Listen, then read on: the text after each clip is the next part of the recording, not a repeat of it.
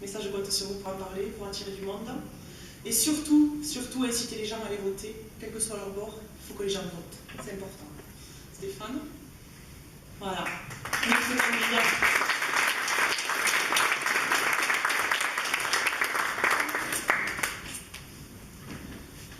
Bonsoir à tous. Merci d'être venus soutenir une nouvelle façon de voir la politique. Je me suis lancé en campagne en février 2013. J'étais seul, mais déterminé. Petit à petit, une équipe s'est formée autour des valeurs que je défends. Et après quelques tâtonnements, nous avons pris nos marques et nous sommes tous unis dans les starting blocks. Je profite de cette dernière réunion publique, avant le premier tour, pour dire un énorme merci à tous ceux qui ont œuvré, de près ou de loin, pour que notre liste soit là où elle en est aujourd'hui. Alors à tous, un grand merci. Et puis un énorme merci aussi à mes proches, parce que pour eux non plus ça n'a pas été facile, alors merci, je vous aime. Cette campagne n'a pas été facile. Entre les menaces de mort, les dégradations de notre permanence, les attaques gratuites et personnelles d'un candidat, les idées de notre mouvement reprises à bon compte, etc., etc. Nous n'avons pas baissé les bras. Je ne voulais pas entrer dans le jeu tant attendu des petites phrases assassines entre candidats, comme nous l'avons vu pour le domaine de la trille, dont nous reparlerons tout à l'heure.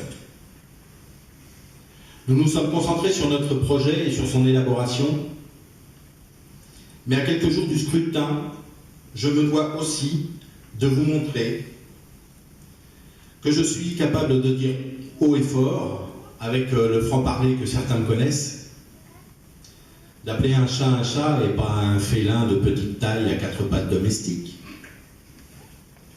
les manœuvres fallacieuses des autres candidats. Le 5 mars, nous avons eu un grand oral, réunissant les 3 candidats, M. Picard, M. Bonneville et moi-même. Je vais donc faire le comparatif entre les 3 programmes, à commencer par la sécurité. Notre équipe propose une police municipale dissuasive, préventive et répressive, composée de 28 agents. Alors pourquoi 28 agents? Il faut savoir que pour avoir un agent 24 heures sur 24, il en faut 7. Entre les congés, les formations, les maladies, il faut 7 agents pour en avoir un 24 heures sur 24. Donc 28 agents divisé par 7, ça fait 4. 4 agents, donc 2 équipes de 2, 24 heures sur 24. À côté, Luc Picard, l'adjoint au maire de M. Bonneville, depuis 6 ans, puisque à chaque fois que j'ai pu assister à un conseil municipal, tous les votes se sont effectués à l'unanimité. Quid de l'opposition? Donc M. Picard nous propose la même chose. Une police municipale composée de 2 équipes de 2 hommes, mais en embauchant 6 agents. Alors je voudrais que vous nous expliquiez, M. Picard, comment vous faites avec 6 agents pour avoir 2 équipes de 2, en sachant qu'il en faut 7 pour 1, pardon. Sûrement voulez-vous calquer l'emploi du temps des fonctionnaires municipaux sur le planning de vos enseignants en les faisant travailler 17 heures par semaine. Où on met les moyens nécessaires et suffisants pour que ça marche, ou on s'abstient. Une police municipale à dose homéopathique ne servira à rien. Passons à M. Bonneville. Outre le respect que j'ai pour l'homme et pour sa fonction, je me dois de rétablir quelques vérités. Allez dire, monsieur le maire sortant, aux 2 commerçants qui ont été braqués à main armée, allez dire au kiné qui s'est fait voler en plein jour son outil de travail, un ordinateur, pas une bêche, allez dire au boulanger de l'avenue Maréchal Juin qui s'est fait vider son coffre en pleine nuit, allez dire à la personne âgée qui a été retirée ses 600 € de retraite, de pension, au distributeur et qui s'est fait arracher son sac par 2 jeunes, dont un défavorablement connu des services de police qui sortait à peine de prison. J'en passe et des meilleurs, allez dire, monsieur le maire, à ces gens-là que nous ne sommes pas à Chicago. À Chicago, monsieur le maire, les jeunes dans les transports en commun se lèvent pour laisser la place aux aînés. À Chicago, monsieur le maire, quand une personne âgée dit à un jeune que sa musique est trop forte, il diminue le son en s'excusant. Alors effectivement, nous ne sommes pas à Chicago.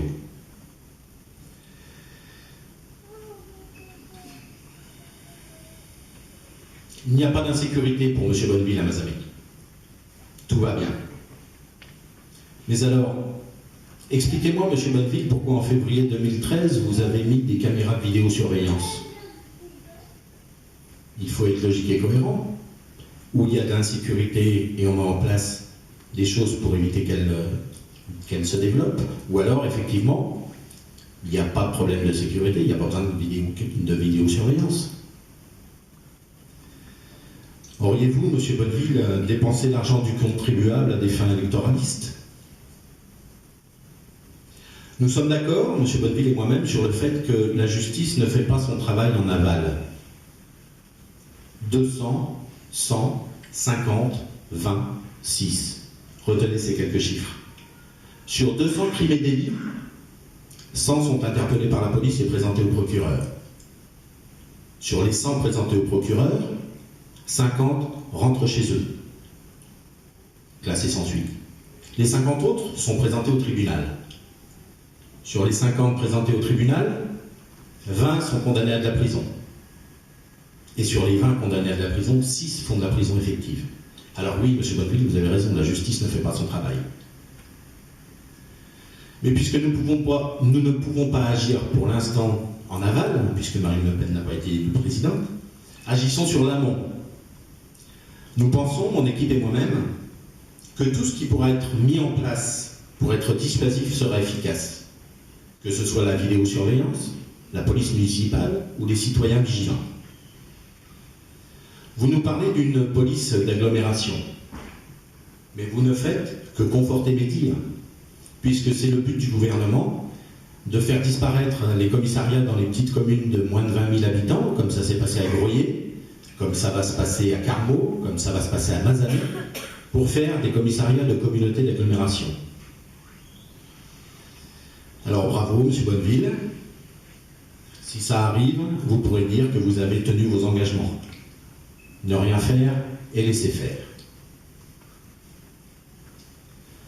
Quant au coût prohibitif, sachez que le projet que je soutiens et que je mènerai si je suis élu coûterait 2 millions d'euros sur 6 ans.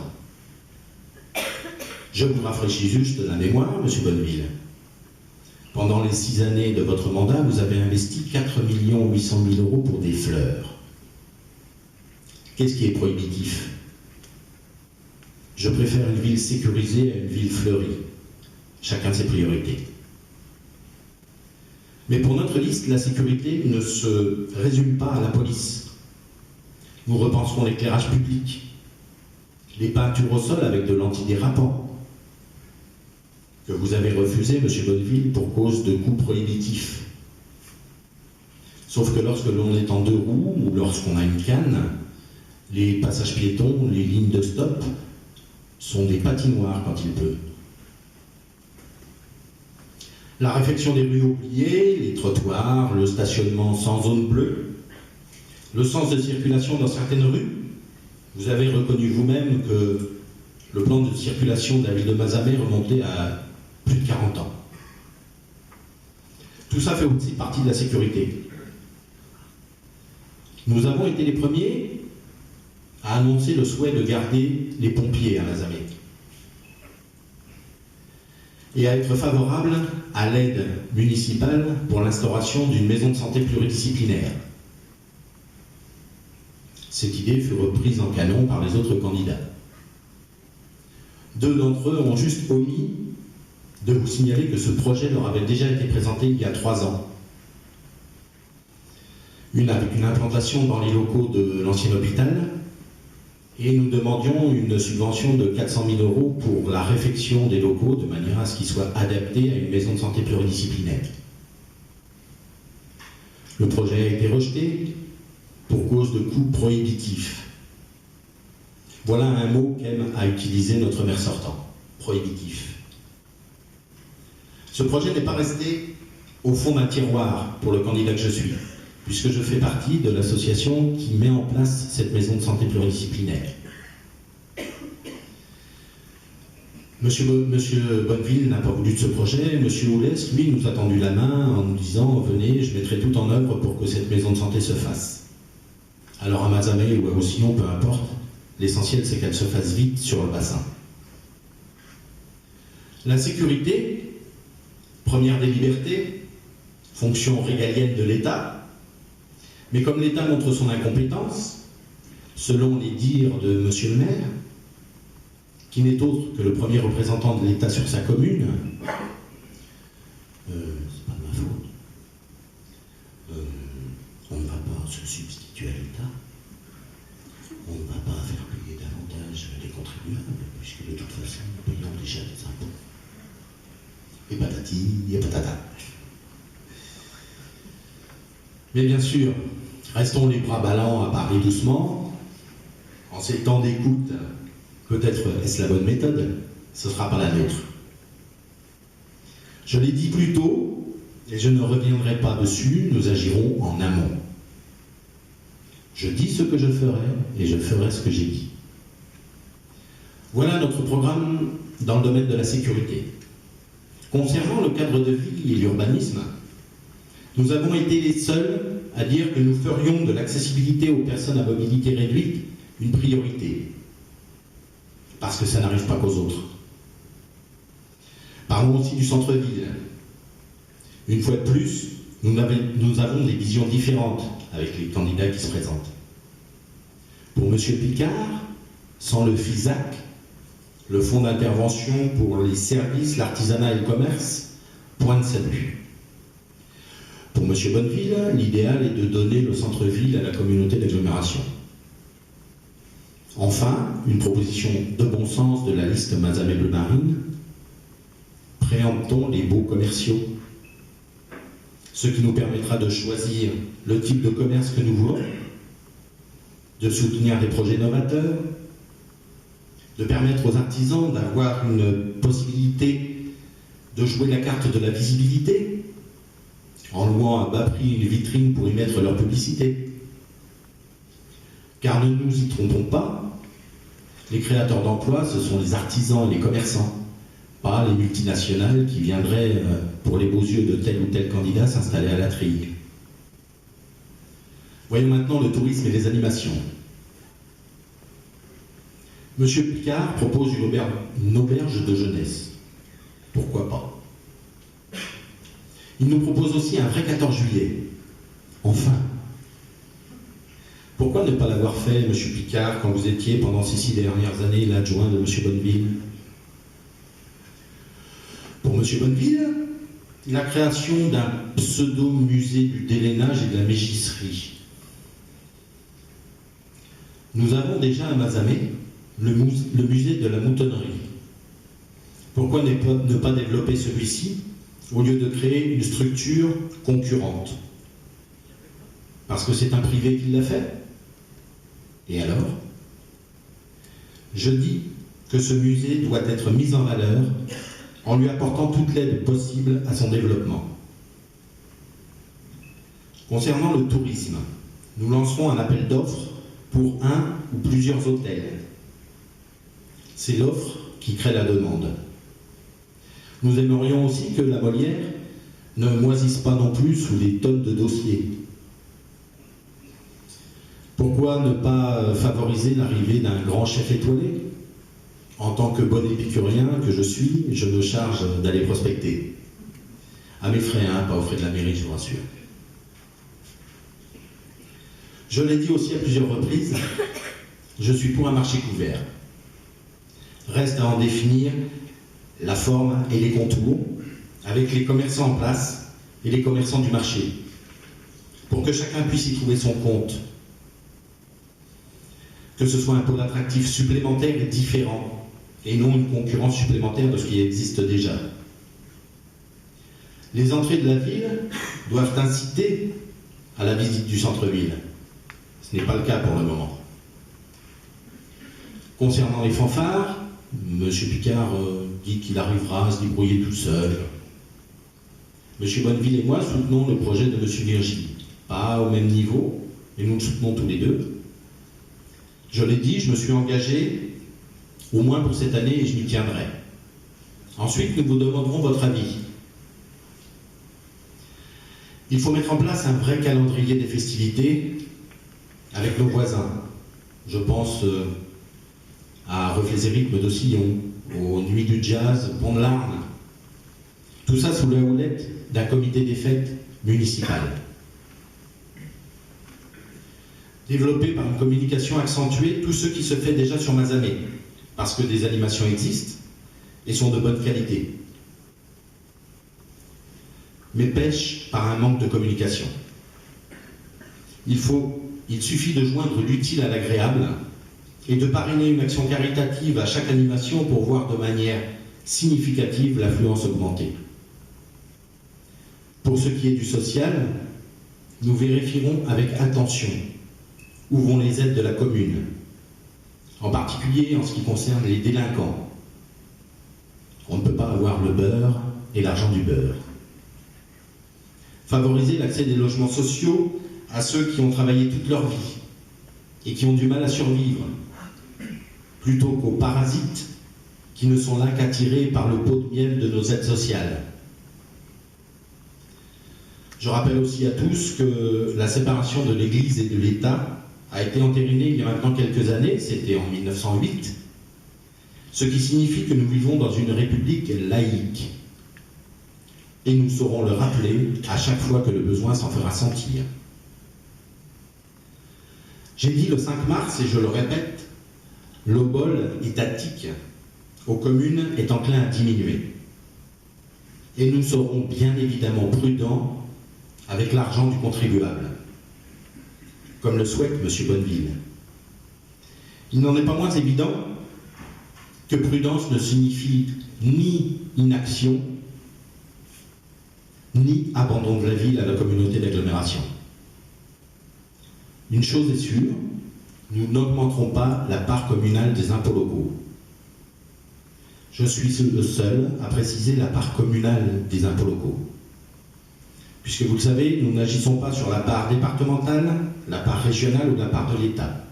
Et contrairement à mes adversaires qui affirment ne pas augmenter les impôts, je ne vois pas comment ils pourraient faire pour pallier à l'augmentation des autres parts de ces impôts, si ce n'est en diminuant la part communale, ce qui signifie moins d'argent pour la commune. Les investissements se feront au rythme de nos possibilités sur les 6 années. Et puis nous regardons avec une indifférence qui ne laisse pantois les services publics quitter la ville les uns après les autres.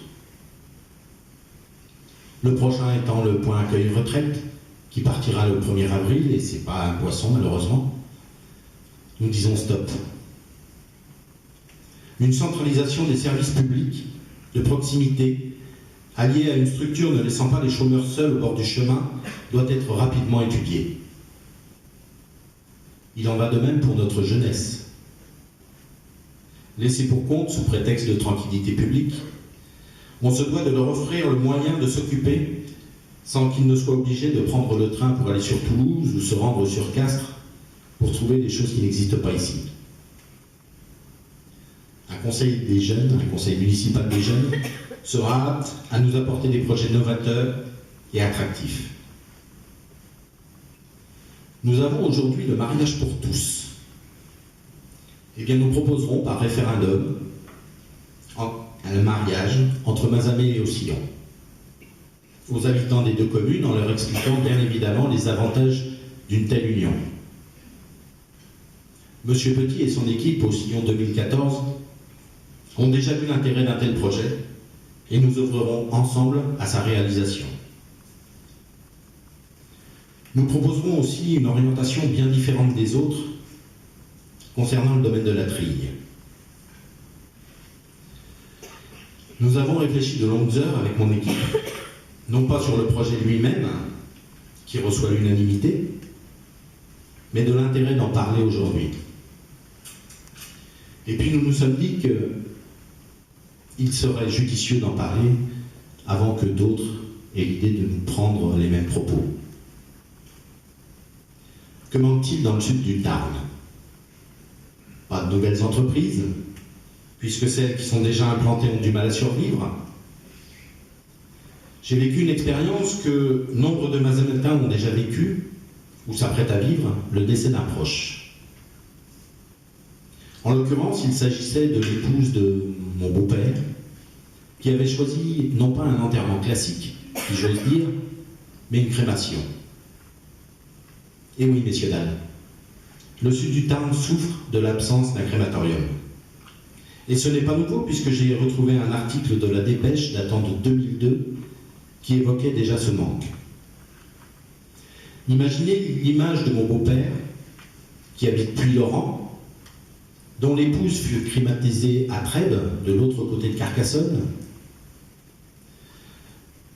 qui fait le chemin du retour, avec l'urne funéraire remplie des cendres encore chaudes de sa défunte sur les genoux. Croyez-vous qu'en plus de la douleur de la perte d'un être cher, nous soyons obligés de supporter la souffrance de ce retour sordide? La crémation est en constante augmentation. Dans les années 90, elle représentait 5% des décès. En 2006, ce taux s'élevait à 26%. Et en 2012, un Français sur deux souhaiterait être incinéré. Sans parler des délais d'attente que nous pouvons avoir dans les crématoriums déjà existants. Aujourd'hui, si vous souhaitez une crémation, vous avez le choix entre Albi, Trèbes, après Carcassonne donc, Béziers ou Toulouse. Au milieu, nada. Rien. J'ai pris contact avec l'Association des crématistes de France, en la personne de Madame Route, responsable régionale de cette association, qui soutient d'ores et déjà ce projet. Et puis nous sommes les seuls à avoir proposé à la population une vraie participation à la vie de la cité. D'où le nom de citoyen, et non celui de racaille, trop souvent accolé au nom de cité. J'en veux pour preuve le questionnaire distribué dans toutes les boîtes aux lettres de Mazamet début décembre 2013. Nous sommes les seuls à avoir demandé votre avis avant d'établir notre programme. Nous l'avons fait pendant la campagne, nous le ferons une fois élus. Mais revenons à nos agneaux. Monsieur Picard me compare avec humour à la fable de La Fontaine, le loup et l'agneau. Cette comparaison me sied à merveille.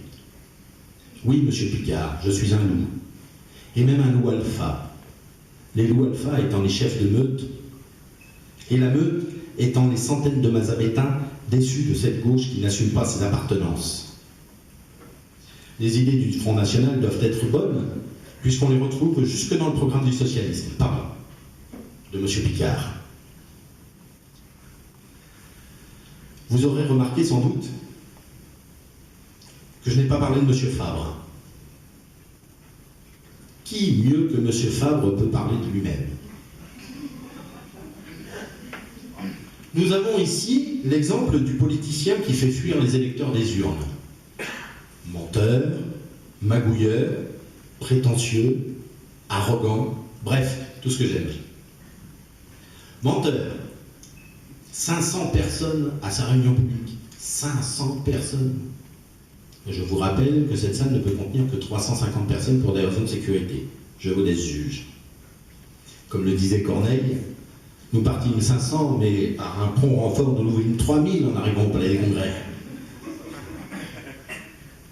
Monsieur Fabre n'aspire qu'à une chose, s'acheter une ville. Même s'il n'habite pas celle-ci, puisque son domicile est au Bruguet, au Pont de l'Arme, et son entreprise à Haussillon.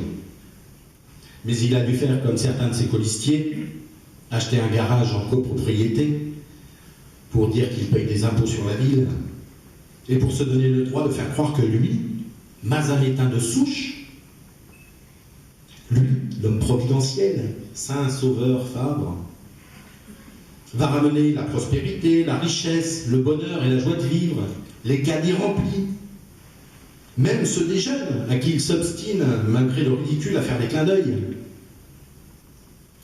Lui qui ne copie en rien, mais alors rien du tout le programme du Front National. Hein. Non, c'est pas du tout pareil, pas du tout. Il se permet même de donner des leçons sur le copier-coller, hein, quand même.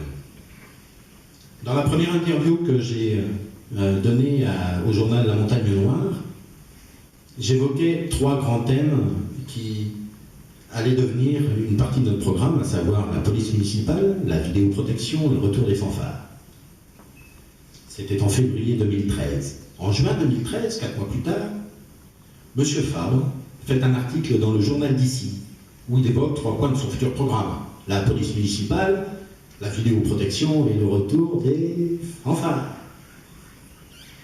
Bref, le politicard dans toute sa splendeur, qui vous promet la lune avant les élections et qui vous fera bouffer des cailloux une fois que vous aurez voté pour lui. Magouilleur. Il met en place des petites manœuvres politiciennes avec M. Oulès, maire actuel d'Ossillon, en lui disant « si tu m'aides à être élu, je t'aide à être élu président de la communauté d'agglomération ». Hormis qu'il se revendique une fois de l'UMP, une autre fois de l'UDI, du centre, bientôt du Front de gauche, mais sans étiquette, personne n'est dupe. Prétentieux. Je ne développerai pas ici le moi-je, comme il sait si bien le faire, en laissant l'équipe de revanchards au deuxième plan.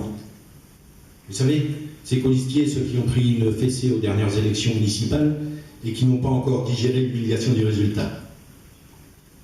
J'ai les chiffres, nous dit-il lors du débat public du 5 mars. J'ai les chiffres.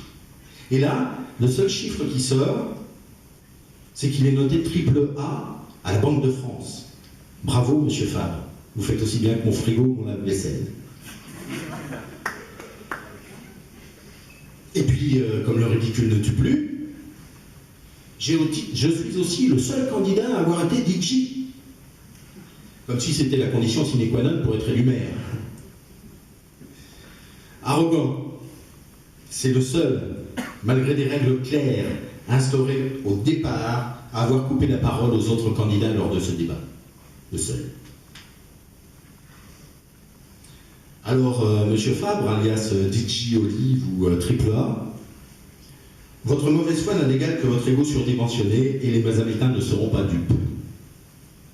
Soit dit en passant, je n'ai jamais rencontré dans les différents conseils municipaux auxquels j'ai assisté, pourtant ouverts à la population, ce personnage. Mais pourquoi se serait-il déplacé puisqu'il est meilleur que les autres et qu'il sait tout mieux que les autres? Pour conclure, comme vous pouvez le constater, pas 20 ou 40 propositions, mais des idées claires, sages et de bon sens. Je vous l'avais dit, je ne suis pas comme les autres. Et cette différence n'est pas qu'au niveau de mes lobes d'oreilles ou au niveau de mes tatouages. Mais si vous regardez bien la représentation politique de notre pays aujourd'hui, ceux qui nous ont mis dans l'état dans lequel nous sommes n'ont ni tatouage ni boucle d'oreille. Alors, Mazamet avance, Mazamet ville vivante, oui pour Mazamet. Ces titres empreints d'optimisme et utilisés par nos adversaires pour leur liste soi-disant apolitique nous rassurent. Nous n'avons plus de soucis à nous faire quant à l'avenir de notre ville. Mais revenons sur terre et regardons la réalité en face. Il ne suffit pas de camoufler sa couleur politique. L'électorat est conscient et ne fait plus confiance à ces partis de gouvernement qu'il représente sur le plan local. Rejet motivé par les gesticulations d'un président bling-bling ou le fiasco politique de M. Hollande. Au départ, j'avais souhaité et proposé une alliance avec les 2 candidats de droite, pour ne pas être taxé de diviseur de la droite mazamétaine. Ils ont refusé, c'est tant mieux. Nous n'avons pas les mêmes valeurs. Il est clair qu'au niveau local comme au niveau national, le terrain politique est chasse gardée. À droite, on se doit d'obéir aux consignes de l'UMP. Nous sommes infréquentables, nous sommes pestiférés, pas d'alliance. Ils ont constitué, soi-disant, des listes d'ouverture pour tous, sauf pour les patriotes que je suis fier aujourd'hui de représenter. Ils n'ont pas voulu de nous, qu'à cela ne tienne. Nous ne voulons plus d'eux, ni maintenant, ni après. Les élections vont se dérouler dans un pays où la colère gronde. La désespérance actuelle est la conséquence d'un échec économique et social dont seuls sont responsables l'UMP et le PS. Chômage, immigration, misère, délinquance ne cessent de progresser et Mazamet en sait quelque chose. Il en va de même pour les impôts et les taxes. Par contre, ce qui diminue, le pouvoir d'achat et le moral. Vous le constatez vous-même, de nombreuses similitudes entre notre pays et notre commune. La France se donne à l'Europe, Mazamet se donne à la communauté d'agglomération. Au niveau national, nous avons la guerre entre messieurs Copé et Fillon. Au niveau local, nous avons la guerre entre messieurs Bonneville et Fabre. Au niveau national, nous avons François Hollande. À Mazamet, nous avons Luc Picard, sauf que lui ne pratique pas l'échappement libre en empruntant un scooter. Ils vont nous vous promettre monts et merveilles, en 20 points, en 40 points ou en 1 point c'est tout. Nous sommes conscients des difficultés de l'heure et nous ne faisons pas de promesses que nous ne tiendrons pas. Depuis des années, un fossé s'est creusé entre la classe politique qui nous gouverne et le peuple. Et ce peuple, c'est nous, c'est vous. Nous avons l'occasion à Mazamet, les 23 et 30 mars, non seulement de voter pour une équipe, pour un programme, mais aussi une belle occasion de botter le cul de nos élites. Nous comptons sur vous, vous pourrez compter sur nous.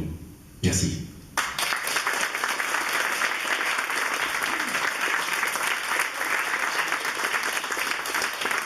Je vais demander à Julien et Léo de venir. Alors pour ceux qui ne les connaissent pas, c'est mes fils. Allez les garçons.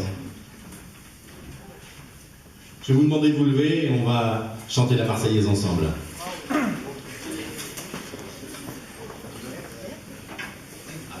enfants de la patrie, le jour de gloire est arrivé.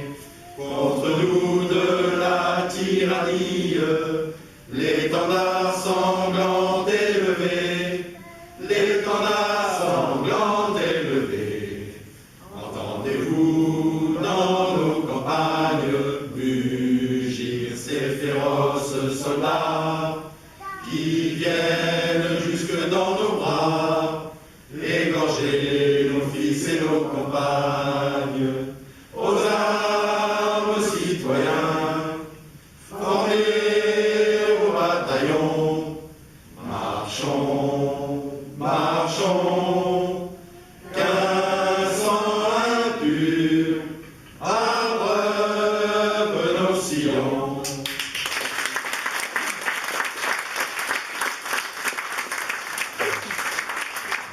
Maintenant, je pense qu'on va pouvoir partager le verre de l'amitié, le temps d'installer tout au fond et on est à